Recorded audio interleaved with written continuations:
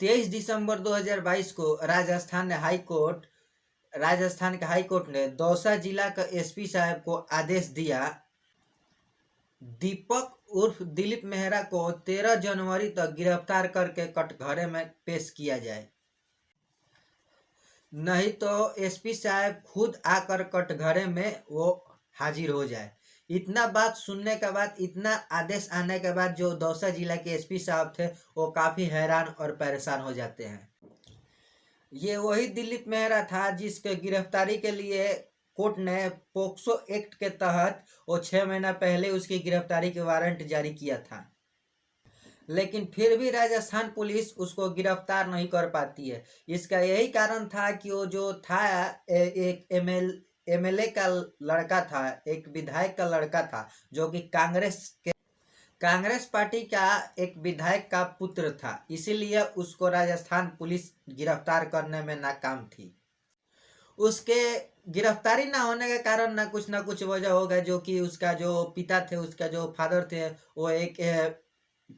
कांग्रेस के विधायक थे। हो सकता है इसी कारण जो पुलिस वहाँ की थी नाकाम थी। लेकिन उसके साथ उसके जो 2 दोस्त थे वो तो गिरफ्तार करके सलाखों के पीछे थे। लेकिन ये विधायक पुत्र और 2 दोस्तों ने मिलकर किया क्या था, एक 15 साल की लड़की के साथ यौन शोषण किया था और उसके साथ रेप किया था,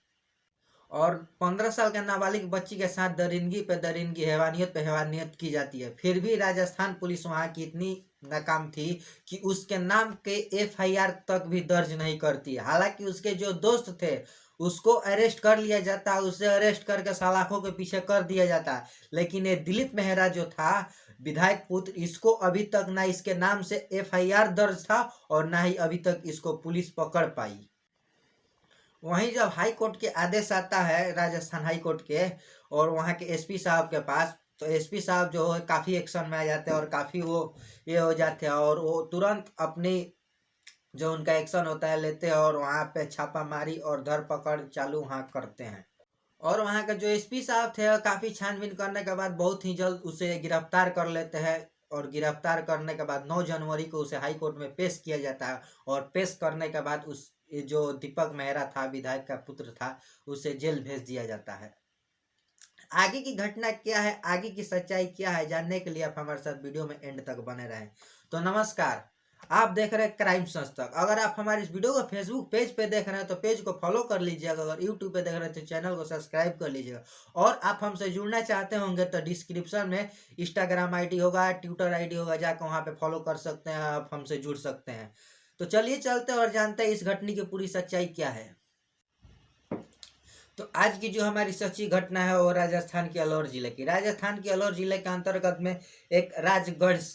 इलाका पड़ता है। वहाँ के थाने में एक व्यक्ति आता है अपनी कंप्लेन लिखवाने के लिए, और वो कंप्लेन लिखवाता है कि साहब, आज से 1 साल पहले करीब मार्च 2022 में वो व्यक्ति आता है वहाँ के थाने में, और थाने में आकर वो कंप्लेन लिखवाता है और बोलता है साहब, हमारे घर से कुछ पैसे और कुछ जेवरातें और कुछ सामानें जो है वो चोरी हो गई है। तो वहाँ की जो पुलिस होती है वहाँ की कंप्लेन लिखती है, और कंप्लेन लिखने के बाद उस व्यक्ति के पास जाती है, उस व्यक्ति की घर की छानबीन करती है और तलाशी करती है। फिर भी जब व्यक्ति की तलाशी करती है, वहाँ की घर की तलाशी करती है, उसके बाद वहाँ पे जो एक 15 साल की बच्ची थी, जब उसके साथ उसे पूछताछ किया जाता है तो जो बच्ची हकीकत बताती है, जो बच्ची उस कहानी के अंजाम बताती है, उस घटना को अंजाम बताती है, तो पुलिस वाले भी सुन के दंग रह जाते हैं और उसके पैरों तले जमीन खिसक जाती है।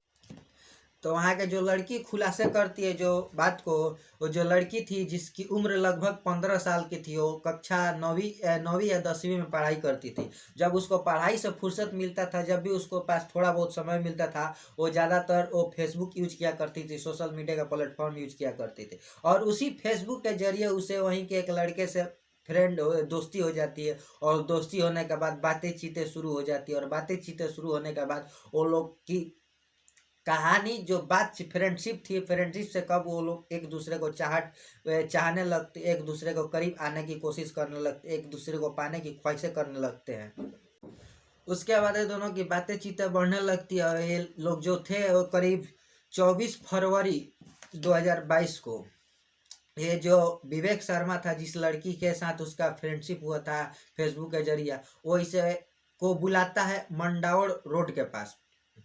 बोलता है कि आज तुमसे को देखने का मन कर रहा है, तुमसे मिलने का मन कर रहा है, क्या तुम मंडावर आ सकती हो। तो लड़की इतनी सारी बातें सुनती है तो लड़की के भी जो मन में था वो चाहत बढ़ जाती है, वो मिलने की वो भी कोशिश करने लगती है। और वो जो लड़की होती है वहाँ से घर से निकल जाती है और वो जाकर मंडावर में उस लड़के जिसके साथ उसकी दोस्ती हुई थी, उसका नाम विवेक था, उससे मिल।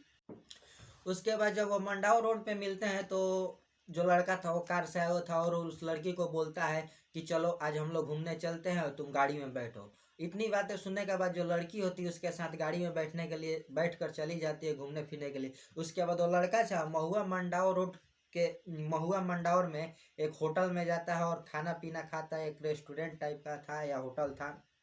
जाता है और दोनों वहाँ खाते हैं पीते हैं। उसके बाद जो लड़का था बोलता है अभी हम लोग नहीं निकलेंगे, करीब 1-2 घंटा यहाँ रेस्ट कर लेंगे, आराम कर लेंगे, इसके बाद निकलेंगे। उसके बाद वो लड़का क्या होता है वहाँ पे एक रूम को बुक करता है होटल में।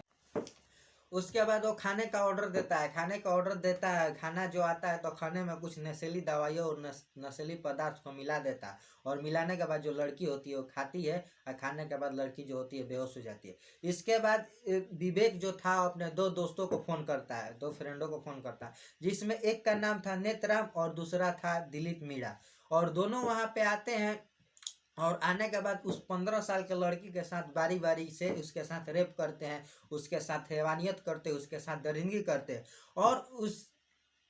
के साथ दरिंदगी और हैवानियत करते समय कुछ वीडियो क्लिपें होती है, कुछ प्राइवेटी वीडियो होती है, कुछ फोटो होती है, उसको वो लोग क्लिक करते हैं और खींचते हैं और बनाते हैं। और बनाने के बाद जब लड़की का होश आता है, होश वहाँ से अपने घर के तरफ जाने की कोशिश करती है, जाने लगती है, तो वहाँ का जो उसके साथी थे, उसके दोस्त थे, वो उसे अश्लील वीडियो और अश्लील फोटोज दिखाकर उसे डराते और धमकाते और बोलते हैं यहाँ जो कुछ भी हुआ अगर इसके बारे में बाहर तुमने किसी को बताया और किसी की इसके बारे में जानकारी दी तो ये मेरा जो दोस्त है दिलीप मीगा, ये एक एमएलए की लड़का है, एक विधायक की लड़का, इसके पापा जो है यहाँ के विधायक है, इसके बाद तुम्हारे घर परिवार को मरवा देंगे और मरवा कर कहीं फेंकवा देंगे। इतने बातें जो लड़की सुनती है तो काफ़ी डरी सा हो जाती है और काफ़ी उसका अंदर जो था वो एकदम डरा डरा सा रहती है। और ये सारी बातें सुनने के बाद लड़की जो होती है एकदम साइलेंट हो जाती है, खामोशी सी हो जाती है और खामोश होकर चुपचाप वो अपने घर चली जाती है। और घर जाने के बाद वो ना ही किसी से कुछ कहती है ना ही किसी को कुछ बताती है। फिर अगले दिन वो लड़के करते क्या, फिर उसके पास फ़ोन करते हैं, फ़ोन करने के बाद उसको फिर बुलाने की कोशिश करते हैं, उसके साथ फिर संबंध बनाने की कोशिश करते हैं। अगर जब लड़की उसका विरोध करती है, इनकार करती है, तो लड़की को वहाँ डराया जाता है कि अगर तुम नहीं आओगी, तुम हमारे साथ नहीं रिलेशनशिप बनाओगी तो तुम्हारा जो इमेज है, तुम्हारा जो फोटो है, तुम्हारी जो प्राइवेट वीडियो है उसको सोशल साइट पे हम लोग अपलोड कर देंगे और जिससे वायरल हो जाएगा। वायरल होने के बाद तुम और तुम्हारे घर परिवार की ज़िंदगी जो है एकदम मिट्टी में मिल जाएगी, इज्जत जो है एकदम मिट्टी में मिल जाएगी। इतने बातें जो लड़की है तो सुनती है, सुनने के बाद फिर जो लड़की होती है उसके साथ आने के लिए राजी होती है क्योंकि वो मजबूर थी। अब 15 साल की लड़की करे तो क्या करे।